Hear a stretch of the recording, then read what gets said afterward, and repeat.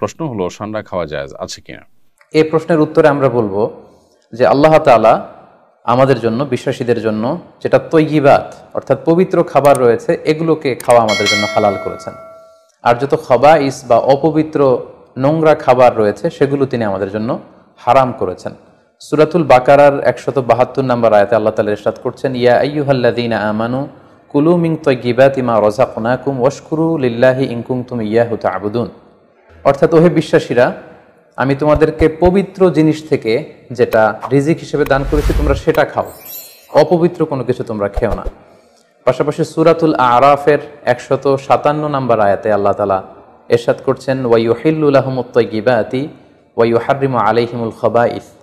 অর্থাৎ তিনি তোমাদের জন্য তৈয়িবাত বা পবিত্র খাবারগুলোকে তিনি হালাল করেছেন, আর অপবিত্র যত খাবার আছে এগুলো তিনি তোমাদের জন্য হারাম করেছেন। তো কোন জিনিস খাওয়া আমাদের জন্য হালাল আর কোনটা খাওয়া হারাম, এক্ষেত্রে আমরা বিশ্বাসীরা এই মূলনীতি সবসময় অবলম্বন করতে হবে যে যেটা তৈয়িবাত পবিত্র সেটা আমাদের জন্য খাওয়া, সেটা কনজিউম করা আমাদের জন্য হালাল, আর যেটা খাবাইস অপবিত্র সেটা কনজিউম করা আমাদের জন্য হারাম। যেমন কালামুল্লাহ মাজিদ আল্লাহ তাআলা আমাদেরকে জানিয়েছেন যে রক্ত খাওয়া হারাম যেহেতু এটা খাবাইস, শুকরের গোশত খাওয়া হারাম, মৃত প্রাণী খাওয়া হারাম, আল্লাহ ছাড়া অন্য কোনো দেবদেবীর নামে যে প্রাণীগুলোকে স্লটার করা হয়েছে, উৎসর্গ করা হয়েছে, বলি দেওয়া হয়েছে, এগুলোর গোশত খাওয়া হারাম, কারণ এগুলো সব হচ্ছে মিনাল খাবাইস, অপবিত্র। এ পর্যায়ে ডিরেক্টলি যদি আপনার প্রশ্নের উত্তরে আসি, যেমন এই ক্ষেত্রে আমরা উদাহরণস্বরূপ দব, হাদিসে যেটা গুইসাপ জাতীয় একটা প্রাণীর কথা সহিহ বুখারীতে এসেছে, যেটা আমাদের বাংলাদেশে অনেক এলাকায় সান্ডা বলে থাকে। তো এই গুইসাপ জাতীয় প্রাণী খাওয়া কিন্তু হারাম নয়। আমরা সহিহ বুখারীর বর্ণনায় জেনেছি যে আল্লাহ রাসূল সাল্লাল্লাহু আলাইহি ওয়াসাল্লামের স্ত্রী মাইমুনা রাদিয়াল্লাহু তাআলা আনহার বাসায় আল্লাহ রাসূল সাল্লাল্লাহু আলাইহি ওয়াসাল্লাম সহ অনেক সাহাবারা খেতে বসেছিলেন। সেখানে একটা প্লেটে গুইসাপকে ফ্রাই করে দেওয়া হয়েছিল। তো রাসূল সাল্লাল্লাহু আলাইহি ওয়াসাল্লাম খেয়াল না করে সাধারণ গোশত মনে করে সেখানে তিনি হাত দিচ্ছিলেন।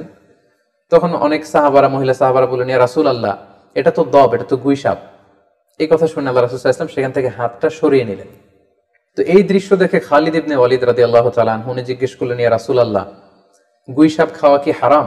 হারামুন আদ-দাব্বু ইয়া রাসূলুল্লাহ, আপনি যে হাত সরিয়ে নিলেন, গুইসাপ খাওয়া কি হারাম? আল্লাহ রাসূল সাল্লাল্লাহু আলাইহি ওয়াসাল্লাম বললেন যে না, গুইসাপ খাওয়া হারাম নয়, তবে আমি এটা খেয়ে অভ্যস্ত নই, আমাদের এলাকাতে এটা পাওয়া যায় না, এজন্য আমি এটা খাচ্ছি না। তাহলে বোঝা গেল এক্ষেত্রে এটা রুচির সাথে সম্পৃক্ত।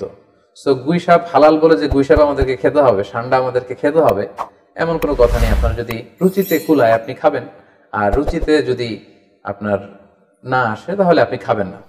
প্রশ্ন হলো সান্ডা খাওয়া জায়েজ আছে কিনা। সান্ডা সাধারণত মরুভূমিতে হয়ে থাকে এবং এটি সরীসৃপ প্রজাতীয় একটি প্রাণী, দেখতে গুইসাপের মতোই অনেকটা। এই সান্ডা, এটাকে কোরআন এবং হাদিসের ভাষায় দব বলা হয়, এখনও আরব দেশগুলোতে এটাকে দব বলা হয়। এই সান্ডা খাওয়ার ব্যাপারে 3 ধরনের হাদিস পাওয়া যায়। 3 ধরনের হাদিসই আসলে বিশুদ্ধ। একটা হাদিসে নিষেধাজ্ঞা প্রমাণিত হয়, আরেক হাদিসে রান্না করার পরে ফেলে দেওয়ার কথা প্রমাণিত আছে, আবার কোনো কোনো হাদিসে নবীজির সামনে সাহাবায়ে কেরামের খাওয়ার কথা বর্ণিত হয়েছে। তো এ সম্পর্কে নিষেধাজ্ঞার হাদিসটি বর্ণিত হয়েছে আবু দাউদে, যিনি বর্ণনা করেছেন আব্দুর রহমান ইবনে শিবিল রাহিমাহুল্লাহ, যে হাদিসটিকে ইবনে হাজার আসকালানি রাহিমাহুল্লাহ হাসান বলেছেন। সেই হাদিসটির ভাষ্য হলো যে নাহান নবী সাল্লাল্লাহু আলাইহি ওয়াসাল্লাম আন আকলি লাহমিদ দব, নবী সাল্লাল্লাহু আলাইহি ওয়াসাল্লাম দব বা সান্ডার গোশত খেতে নিষেধ করেছেন, এটা পরিষ্কার নিষেধাজ্ঞা। আরেকটি হাদিস বর্ণিত হয়েছে মুসনাদে আহমদে, যেটিকে ইমাম ইবনে হাজাম এবং ইমাম আইনি এবং শাওকানি রাহিমাহুল্লাহ তারা সহিহ বলেছেন। হাদিসটিতে নবী করিম সাল্লাল্লাহু আলাইহি সাল্লামের উপস্থিতিতে সাহাবায়ে কেরাম কোনো একটা জায়গায় গিয়ে সেখানে প্রচুর পরিমাণ দব দেখতে পেলেন, সেই দবগুলো তারা ধরে রান্না করেছেন। এরপর নবী করিম সাল্লাল্লাহু আলাইহি সাল্লাম বনী ইসরাঈলের একটি প্রাণী বিশেষ, যেটা আকৃতিকে বিকৃত করে দেওয়া হয়েছে শাস্তিস্বরূপ, সেটা হওয়ার আশঙ্কা নবী সাল্লাল্লাহু আলাইহি সাল্লাম করে সেটি ফেলে দিতে বললেন। সাহাবায়ে কেরাম সেটি ফেলে দিয়েছেন, পরে তারা আর খাননি। আরেকটি হাদিস বর্ণিত হয়েছে আব্দুল ইবনে আব্বাস রাদিয়াল্লাহু তাআলা আনহু থেকে, সেটি সহিহ মুসলিমে বর্ণিত হয়েছে এবং সেখানেও দেখা যায় যে নবী করিম সাল্লাল্লাহু আলাইহি সাল্লামের সামনে সাহাবায়ে কেরাম খাবার খাচ্ছিলেন এবং সেখানে বিভিন্ন আইটেম ছিল, দব ছিল, তো অন্যরা খেয়েছেন, নবী সাল্লাল্লাহু আলাইহি ওয়াসাল্লাম সেটি খাননি, পরিহার করেছেন। তো 3 নম্বর হাদিস থেকে অনুমোদন বোঝা যায় এসব হাদিসগুলোই বিশুদ্ধ, এবং এসব হাদিসগুলোকে সামনে রেখে পৃথিবীর সংখ্যাগরিষ্ঠ উলামায়ে কেরাম বা বেশিরভাগ ইমামগণই দব খাওয়াকে জায়েজ বলেছেন। আর হানাফি মাযহাবের উলামায়ে কেরাম এটিকে মাকরুহ বলেছেন, অপছন্দনীয় বলেছেন। মাকরুহ বলার ক্ষেত্রে আবার অনেক উলামায়ে কেরাম মাকরুহ তাহরিমি বলেছেন, কেউ তানজিহ বলেছেন হানাফি উলামাদের মধ্য থেকে।